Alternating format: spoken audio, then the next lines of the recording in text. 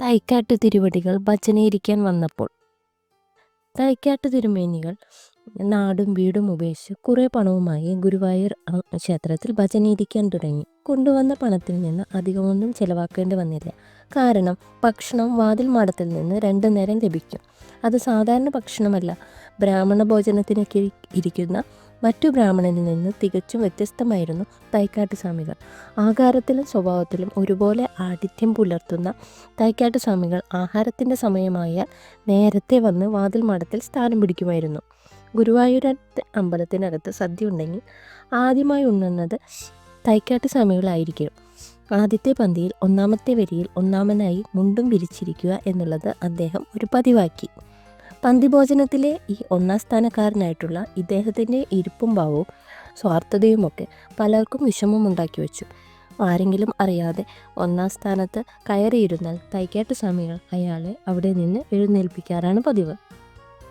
ഒരിക്കൽ ഒരു ചെറുപ്പക്കാരനുമായി വാക്കേറ്റം തന്നെ നടന്നു. ചെറുപ്പക്കാരൻ ഒടുവിൽ തൈക്കാട്ട് സ്വാമികളുടെ ശാരീരിക ശക്തിക്ക് മുന്നിൽ തോറ്റു കുമ്പിട്ടു. അന്നു മുതൽ നേരത്തെ തന്നെ സ്ഥലനിർണയം എന്ന കലയിൽ തൻ്റെ ഇരിപ്പിടത്തെ ലക്ഷ്യമാക്കി മുണ്ട് വിരിച്ച് സ്വാമികൾ സ്ഥാനം നിശ്ചയിച്ചു പോന്നു. ആ മുണ്ടെങ്ങാൻ അവിടെ നിന്ന് നീക്കിയിടുകയോ അറിയാതെ കണ്ടങ്ങാൻ ചവിട്ടിപ്പോവുകയോ ചെയ്താൽ അന്ന് അവൻ്റെ പുറത്ത് അടി വീഴും. അങ്ങനെ വാതിൽമാടം തൈക്കാട്ട് സ്വാമികൾ ഏറെക്കുറെ കീഴടക്കിയ കഥ ഭഗവാൻ മനസ്സിലാക്കി കഴിഞ്ഞിരുന്നു. ഗുരുവായൂരപ്പനേക്കാൾ അധികാരം കാണിക്കാൻ തുടങ്ങിയ സ്വാമികൾ അഹങ്കാരജന്യമായ ആഠിത്യവും താൻ പ്രമാണിത്വവും ഒത്തുചേർന്ന് ഈ ബ്രാഹ്മണൻ യാതൊരു പ്രവൃത്തിയും എടുക്കാതെയാണ് എന്നും അധികാരത്തോടെ വാതിൽമാടത്തിലിരുന്ന് ഒരവകാശം എന്ന രീതിയിൽ ഉണ്ടുപോകുന്നെന്ന യാഥാർത്ഥ്യം മനസ്സിലായതോടെ സ്വാമിയാർക്ക് ഒരു ചെറിയ പാഠം പഠിപ്പിക്കണമെന്ന് ഗുരുവായൂരപ്പൻ കരുതി വയ്ക്കുകയും ചെയ്തു. തൈക്കാട്ട് സ്വാമി തിരുവടികളുടെ വിളയാട്ടം അതിൻ്റെ പൂർണ്ണ പര്യാപ്തിയിലെത്തട്ടെ. ഗുരുവായൂരപ്പൻ തെല്ലുകാലത്തേക്ക് ഒന്ന് ക്ഷമിച്ചു. തൈക്കാട്ട് സ്വാമികൾ നിവേദിച്ചോറും വെണ്ണയും ശർക്കര പായസവും പാൽപ്പായസവും തിരുമധുരവും കാളനും ഓലനും കൂട്ടിയുള്ള സദ്യയുണ്ട് നല്ലവണ്ണം തടിച്ചു കൊഴുത്തു. വാതിൽമാടത്തിൽ വന്നു നിന്നാൽ ഉത്തരത്തിൽ തൊടുമോ എന്ന് തോന്നിക്കത്തക്ക വിധം ഉള്ള ഉയരത്തിനനുസരിച്ചുള്ള തടി. പക്ഷേ മേലനങ്ങാതെ ഭക്ഷണം കഴിച്ച് ശരീരം കൊഴുത്തതുകൊണ്ട് കുടവസ്തി ചാടി. വയറ് മദ്ദളം പോലെ തടിച്ചു വീർത്തു. ഭാരിച്ച കുംഭകാരണം ഉരുണ്ടുരുണ്ട് നടക്കാൻ തുടങ്ങി. സദ്യ ഉണ്ണാൻ വരുന്നവരെല്ലാം ആ ഭീമാകരൻ്റെ ഒന്നാം സ്ഥാനത്തായുള്ള ഇരിപ്പും ഭാവവും ഊണും നോക്കാതെ പോവാണ്ടായി. കാരണം സ്വാമികളുടെ തീറ്റ അത്ര ഭയങ്കരമാണ്. മുക്കാൽ നാരായം ചോറ് ഒറ്റയിരുപ്പിനകത്താക്കും. ചോറിനനുസരിച്ച് കുറുക്കുകാളൻ, ഓലൻ, ഉപ്പിലിട്ടത്, വറുത്തുപ്പേരി, നല്ല പുളിച്ച മോര് എല്ലാം തന്നെ 3-4 ആളുകൾക്ക് ഇരുന്നുണ്ടാൽ മതിയാകുന്നത് ഒറ്റയടിക്ക് അകത്താക്കും.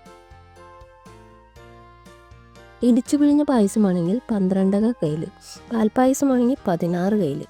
പന്തിയിലിരിക്കുന്ന മറ്റുള്ളവർക്ക് താൻ ഇങ്ങനെ ഭക്ഷിച്ചാൽ തികയുമോ എന്ന ഭയം തൈക്കാട്ട് സ്വാമികളെ ഒരിക്കലും അലട്ടിയിട്ടില്ല. ഒന്നാം സ്ഥാനത്തിരിക്കുന്നവനെ ഒന്നാമതായി പൂജിച്ചിട്ട് രണ്ടാമന് വിളമ്പാനൂ എന്നാണ് ശക്തിമാനായ സ്വാമിയാരുടെ വാദം. വിളമ്പുകാരായ മറ്റു ബ്രാഹ്മണർക്ക് തൈക്കാട്ട് സ്വാമിയാരെ പേടിയാണ്. കാരണം വിളമ്പുന്നിടത്ത് അല്പം കൈക്കുറവ് കാണിച്ച സ്വാമിയാർ എഴുന്നേറ്റ് ദേഹോപദ്രവം ചെയ്തെങ്കിലോ എന്ന പേടി കൊണ്ട് എല്ലാവരും ക്ഷേത്രപാലകന് പാത്രത്തോടെ എന്ന രീതിയിലാണ് വിളമ്പിക്കൊടുക്കാറ്. അങ്ങനെ ഒരു കൊല്ലം സ്വാമിയാരുടെ അമൃതയത്തിന് യാതൊരു തടസ്സവുമില്ലാതെ തുടർന്നു വന്നു. സ്വാമിയാരുടെ കൈപ്പിടിയിലൊതുങ്ങി തിടപ്പിള്ളിയിൽ ദേഹാന്തിക്കുന്ന സാമൂതിരിമാരും മറ്റു അമ്പലവാസികളും തന്നെ.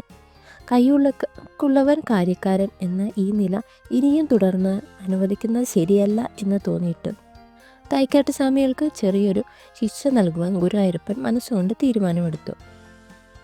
ഒരു നാൾ സദ്യയ്ക്ക് ഒന്നാം പന്തിയിൽ ഒന്നാം സ്ഥാനത്ത് പതിവ് പോലെ ഉണ്ണാനിരുന്നതാണ്. ഉണ്ണിനു മുന്നായുള്ള ഇലയിൽ നേർവീഴ്ത്തി ഭക്ഷണം ആരംഭിച്ചു. ഉണക്കലരിച്ചോറും വെണ്ണയും ഉപ്പും കൂട്ടി ആദ്യത്തെ ഉരുള വിഴുങ്ങി. പെട്ടെന്നൊരു ഇക്കട്ടം വന്നു. ഉണ്ണുന്നതിനിടയിൽ ഇക്കട്ടം വന്ന് വെള്ളം കുടിച്ചാൽ മതിയെന്നറിയാം. വെള്ളം എത്ര കുടിച്ചിട്ടും ഇക്കട്ടം നിൽക്കുന്നില്ല. 2 ഉരുള വാരി തിന്ന് ഊണ് മതിയാക്കി തൈക്കാട്ട് സ്വാമികൾ തൻ്റെ സ്ഥാനത്ത് നിന്ന് എഴുന്നേറ്റുപോയി. സാധാരണഗതിയിൽ സംഭവിക്കാത്തൊരു കാര്യമാണ് നടന്നിരിക്കുന്നത്. സദ്യയ്ക്കുള്ള വിഭവങ്ങൾ മുഴുവനും വിളമ്പി തീർക്കുന്നതിന് മുമ്പ് തന്നെ എഴുന്നേറ്റ് പോയ തൈക്കാട്ട് സ്വാമിയുടെ തിരോധാനത്തെ മറ്റുള്ളവർക്ക് അത്ഭുതമാണ് ഉണ്ടായത്. എന്തു പറ്റി തൈക്കാട്ടിന്? ഒന്നും പറ്റിയിട്ടില്ല. ഒരിക്കട്ടം. എന്തെങ്കിലും കഴിച്ചാലേ ഇക്കട്ടം വരികയുള്ളൂ. ഒന്നും കഴിച്ചില്ലല്ലോ.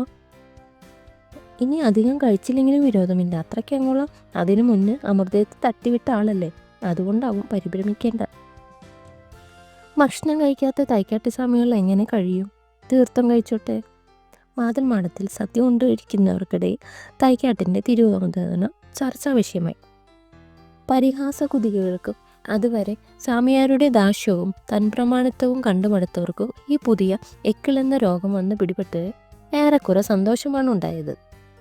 തൈക്കാട്ട് സ്വാമികൾ ഉണ്ണാനിരുന്ന മറ്റുള്ളവർക്ക് കൂടുതൽ ചോറും വിഭവങ്ങളും കിട്ടുമെന്ന പ്രത്യാശ കൊണ്ടും കുറേ പേർ വാതിൽ മാടത്തിലിരുന്ന് ഉണ്ണാൻ വരുന്ന സ്വാമിമാരുടെ അഭാവം കണ്ട് കൺകുളിർക്കെ ചിരിച്ചു. തൈക്കാട്ട് സ്വാമികൾ യഥാസമയം വേണ്ടത്ര ഭക്ഷണം കഴിക്കാൻ സാധിക്കാത്തതിൽ മെലിഞ്ഞ് പരവശനായി.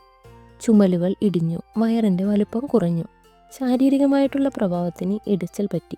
ഏതാണ്ട് മുതുകൊടിഞ്ഞ ഒരൊട്ടകപ്പക്ഷിയെ പോലെയായി സ്വാമിയാർ. മുഖമണ്ഡലത്തിലിരുന്നു കൊണ്ട് സ്വാമിയാർ ഭഗവാനോട് ഓരോ ദിവസവും പരാതി പറയാൻ തുടങ്ങി. ശ്രീമദ് ഭാഗവതം മുഴുവൻ മനസ്സിലിരുത്തി വായിച്ചു. എന്നിട്ടും ഭക്ഷണം കഴിക്കാൻ ആരംഭിച്ചാൽ ഉണ്ടാകുന്ന എക്കിട്ടുമുന്ന് സ്വാമിയാർ കുഴങ്ങി. എന്തെങ്കിലും വരുത്തുന്നു ജീവൻ നിലനിർത്തുക എന്ന നിലവരെ എത്തി. തനിക്ക് ഏറെ പ്രിയപ്പെട്ട ഭക്ഷണം കഴിക്കാൻ പറ്റാത്തത് അതിനെക്കുറിച്ച് ഓർത്ത് സ്വാമിയാർ വിഷാദനായി. താൻ ഉപാസിക്കാനും ഭജിക്കാനുമായി ഇവിടെ എത്തിയിട്ട് ഏതാനും മാസങ്ങൾ കഴിഞ്ഞു. 1 വർഷത്തിലേറെ കാലം ഭജനയിരുന്നു. ഈ ഭജനയിരുന്ന കാലത്ത് താൻ ഭഗവാനോട് ചെയ്ത ഘോര അപരാധങ്ങളെക്കുറിച്ച് വേവലാതിപ്പെട്ടു.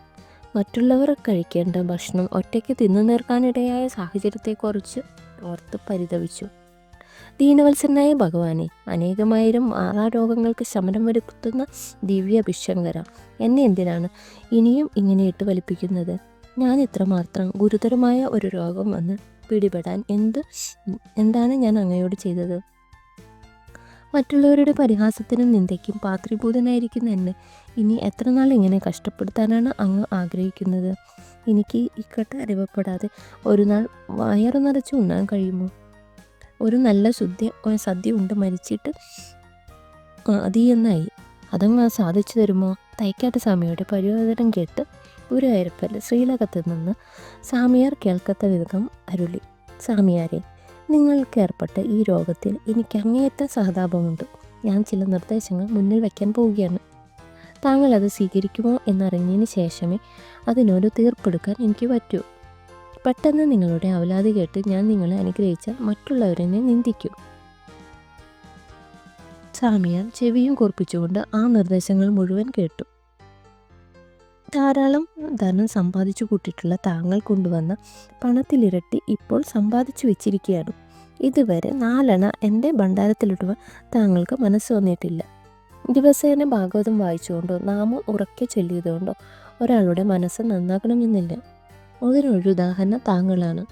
സാധുക്കളോടും അവശരോടും കൈക്കരുത്ത് കുറഞ്ഞവരോടും അങ്ങേക്ക് ഇന്നുവരെ യാതൊരു അനുഭവവും ഉള്ളതായി ഞാൻ കണ്ടിട്ടില്ല.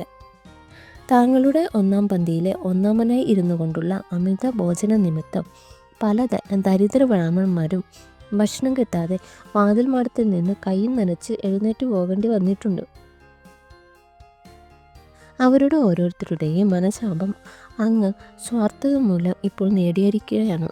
അങ്ങേക്ക് അനവസരമായി ലഭിച്ച ധനവും മതവും ലോഭവും കൂടി ഒട്ടേറെ ശാപം വരുത്തി വച്ചിരിക്കുകയാണ് ഇപ്പോൾ. ആ ശാപത്തിൻ്റെ ആദ്യപടി എന്ന നിലയ്ക്കുള്ളതാണ് ഈ രോഗം. ഇത് നന്നേ ചെറിയ ഒരു രോഗമാണ്, എങ്കിലും അത് താങ്കളെ സംബന്ധിച്ചിടത്തോളം ഭയാനകമായി ഭവിച്ചിരിക്കുകയാണ്. മാത്രമല്ല, മേലനങ്ങാതെയാണ് ഇതുവരെ മൃഷ്ടാന്നം ഭുജിച്ചത്. മറ്റുള്ള ബ്രാഹ്മണർ തിടപ്പള്ളിയിൽ മേനി ഉയർത്ത് ദേഹണ്ടിക്കുമ്പോൾ താങ്കൾ ഇവിടെ നേരത്തെ എനിക്ക് നിവേദിക്കുന്നതിന് മുമ്പായി തന്നെ സ്ഥലം പിടിച്ച് പതിവായി ഇരിക്കുകയാണ്. എത്രയോ സാധുക്കൾ സദ്യയ്ക്ക് വിളമ്പുകയും പാത്രങ്ങൾ മോരുവയ്ക്കാൻ സഹായിക്കുകയും ഊണ് കഴിച്ചിട്ട് എച്ചിലുകൾ എടുത്തുകൊണ്ടുപോയി വൃത്തിയാക്കുകയും ചെയ്യുമ്പോൾ അങ്ങ് മൃഷ്ടാന്ന ഭോജനം കഴിഞ്ഞ് ഏമ്പക്കം വിട്ട് ആജ്ഞകൾ പുറപ്പെടുവിക്കുകയാണ്. മേൽവറയ്ക്കാതെ ആഹാരം കഴിക്കുന്നവനോട് എനിക്ക് യാതൊരു സഹതാപവുമില്ല. എല്ലുമുറിയെ പണിയെടുത്ത് പല്ലുമുറിയെ തിന്നുന്നത് എനിക്ക് പരാതിയില്ല. പക്ഷേ ഇതേ സ്വാതന്ത്ര്യം മറ്റു സഹജീവികൾക്കും അനുവദിച്ചു കൊടുക്കണമെന്ന് മാത്രം. കഠിനാധ്വാനം ചെയ്ത് ഭക്ഷണം ആഹരിക്കുന്നവരോട് എന്നും ഞാൻ കരുണയുള്ളവനാണ്. മേലനങ്ങാതെ മറ്റുള്ളവരെ പീഡിപ്പിച്ചും അമിതമായി ഭോഗവസ്തുക്കൾ സമ്പാദിക്കുന്നവർക്കും തടി വിയർക്കാതെ ഭക്ഷണം കഴിക്കുന്നവർക്കുമുള്ള ശിക്ഷയാണ് ഞാൻ ഇപ്പോൾ അങ്ങേക്ക് ലഭിച്ചിരിക്കുന്നത്. ദാനധർമ്മത്തിന് വഴിയില്ലെങ്കിൽ മറ്റുള്ളവർക്ക് ശരീരം കൊണ്ട് അധ്വാനിച്ച് ചെയ്യാവുന്ന ജോലികൾ ചെയ്തു കൊടുത്ത് സഹായിക്കണം. ശരീരസുഖം ബാധിച്ച് ജീർണിക്കുന്നതുവരെ ഈ നിഷ്ഠ തുടർന്നു കൊണ്ടുപോവുകയും വേണം. അങ്ങനെയുള്ളവരും മാത്രമേ ഞാൻ പ്രസാദിക്കൂ. ശ്രീലകത്തു നിന്ന് ഗുരുവായൂരപ്പൻ്റെ നാവിൽ നിന്ന് ഉതിർന്ന വാക്കുകൾ കേട്ട് തൈക്കാട് സ്വാമികൾ രോമാഞ്ചമണിഞ്ഞു. ശരീരത്തിലേറ്റിയ ആ വൈദ്യുതാഘാതം ബുദ്ധിമണ്ഡലത്തിൽ ചലനങ്ങളുണ്ടാക്കി. താൻ തലേന്ന് ഭഗവാനുമായി സംവാദിച്ചത് കേവലം ഒരു സ്വപ്നമല്ലെന്നും ഗുരുവായൂരപ്പൻ തനിക്ക് ഉപദേശം നൽകിയിരിക്കുകയാണെന്നും ബോധ്യപ്പെട്ട തൈക്കാട്ട് സ്വാമികൾ പിന്നീട് വിശ്രമമേ എന്നെ ഗുരുവായൂർ ക്ഷേത്രത്തിൻ്റെ അഭിവൃദ്ധിക്കായി അധ്വാനിക്കാൻ തുടങ്ങി. തിടപ്പള്ളിയിൽ ദേഹണ്ടിക്കാനും വാതിൽ മഠത്തിൽ ബ്രാഹ്മണർക്ക് സദ്യ വിളമ്പി കൊടുക്കാനും ഭക്ഷണം കഴിക്കാനിരിക്കുന്നവർക്ക് ആവശ്യമായ ഇരിപ്പിടങ്ങൾ ഒരുക്കുന്നതിനും തൈക്കാട്ട് സ്വാമികൾ മുൻകൈയെടുത്തു. എല്ലാവരും ഉണ്ടെഴുന്നേൽക്കുന്നവരെ താൻ ഭക്ഷണം രുചിച്ചു നോക്കുകയില്ല എന്ന വ്രതവും എടുത്തു. മാത്രമല്ല ചന്ദനം വരയ്ക്കാനും തുടങ്ങി. അങ്ങനെ കുറേ ദിവസം അധ്വാനിച്ച് വിയർത്ത് പണിയെടുക്കാൻ തുടങ്ങിയപ്പോൾ കഴിക്കുന്ന ഭക്ഷണം നന്നായി ദഹിക്കാനും എക്കിട്ട സൂക്കേട് നിശേഷം മാറാനും ഇടവന്നു. തൈക്കാട്ട് സ്വാമികളിൽ വന്ന മാനസിക പരിവർത്തനം കണ്ട് മറ്റുള്ളവർ അദ്ദേഹത്തെ നോക്കി അനുകരിക്കാൻ തുടങ്ങി. മാതൃകാപരമായ തൈക്കാട്ട് സ്വാമിമാരുടെ കഠിനാധ്വാന പ്രവർത്തനങ്ങൾ കണ്ട് മറ്റു ഭക്തർ അദ്ദേഹത്തെ ആദരിക്കുകയും അദ്ദേഹത്തിൻ്റെ വഴി പിന്തുടരുകയും ചെയ്തു. മുൻ കോപക്കാരനോ അഹംഭാവിയുമായിരുന്ന തൈക്കാട്ട് സ്വാമിയുടെ ദീനാനുകമ്പയും അധ്വാനിക്കാനുള്ള അദ്ദേഹത്തിൻ്റെ സന്നദ്ധയും ജനങ്ങൾക്കിടയിൽ സംസാര വിഷയമായി.